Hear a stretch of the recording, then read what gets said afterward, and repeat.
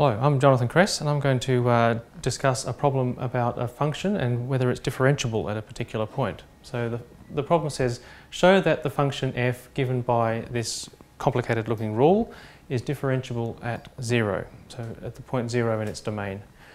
If you look at this rule here, it's not that complicated. It just says that the function, when we calculate f of x, is given by this expression here for x greater than or equal to 0 and given by this expression for x less than 0. And to make that more concrete, I've drawn a little graph here. And in the blue, I've drawn the graph of where y equals e to the 2x. That's this solid blue line and the dotted blue line down there. And in red, I've drawn the graph y equals 2x plus 1, which is this dotted red line and the solid red line. So if I was just considering one of those functions on its own, it would be either the red line or the blue line. But this function here is defined using a bit of each of them in different parts of its domain. And both of these functions here, if they were taken on their own, would be continuous and differentiable everywhere. So we're only really interested in knowing what happens at 0, where the join occurs. Okay, so differentiable for a function really just means that there's a good straight line approximation for the function at that point. And so really we're interested to know whether or not, as we move along here, whether at this point here there's a good tangent line that approximates the curve. Certainly we would need the blue line and the red line to join up at that point, and that the slope of their tangent lines at that point agree. Okay, so I'll now just calculate these things. Okay, so for the blue one, we want to know whether or not they meet up at this point here. So let's calculate p of 0.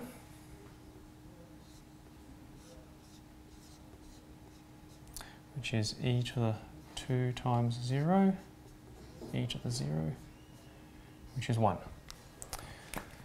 Okay, and for q, we want q of 0, which is 2 times 0 plus 1, which is equal to 1. And these two agree, so these two lines are meeting up here. We also want to know whether the slope of the tangent lines agree, so let's calculate the derivative of these two functions. So p dashed of x, using the rules of differentiation, this is e to the 2x, so we need to use the chain rule. It's going to be 2 times e to the 2x.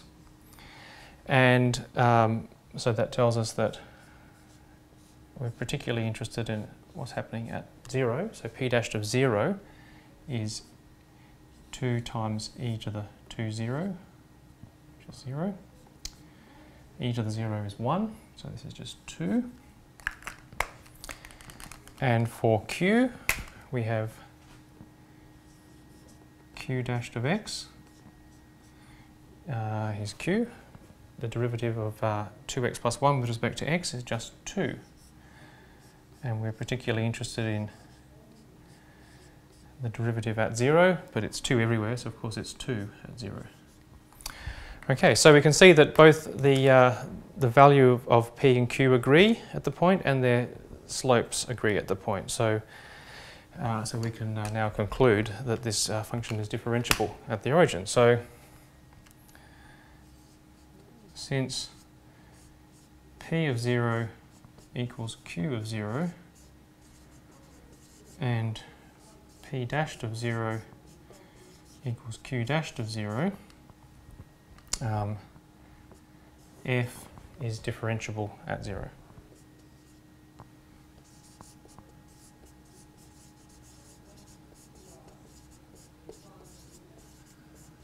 Okay, so we've shown that there is a good tangent line here that is a good approximation to the curve, both to the right and to the left. On the right, the function is defined by this blue line, on the left it's defined by the red line. But the tangent line that we find there actually works on both sides, and so the function is differentiable. Of course, a function being differentiable has a definition that you will have learnt, and the definition says that f is differentiable at 0 if and only if this particular limit here, which is the limit as h goes to 0 of the slope of a chord drawn on the graph, that if that limit exists. Now, over there previously we just looked at the curve and decided how we could make sure that the tangent line existed looking at this particular case, but we'd like to be able to go back and look at the definition and check that this actually works with the definition. So we want to see if this limit exists. And for this limit it's going to be convenient to look at the left and the right hand limits and see if they exist and agree, and that will tell us this limit exists. So let's have a look at first of all the left hand limit. So the limit as h approaches 0 from below.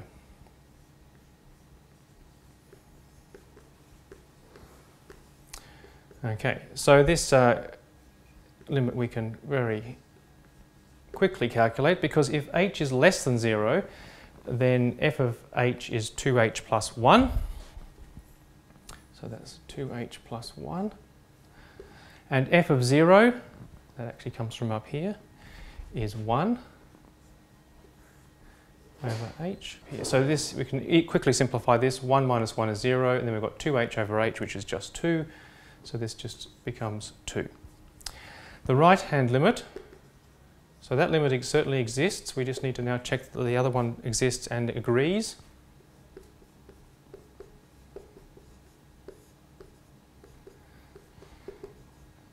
Okay, so the right-hand limit, when h is greater than 0, then we use this part of the definition. And so we've got e to the 2h minus e to the 0, which is 1, divided by h. And this here actually is not something that's easy to calculate directly, but it actually, if you just for a moment, I'll just check what the derivative of p would be at 0. And p is the limit as h approaches 0 of p of x is e to the 2x, e to the 2h minus e to the 0, which is 1, divided by h. And we know that p is differentiable, so this limit definitely exists, and we know how to calculate it. And we already calculated it previously to be 2. So we know this is 2. And of course, if the limit as h goes to 0 is 2, then the limit as h goes to 0 from above is also 2. So this is 2.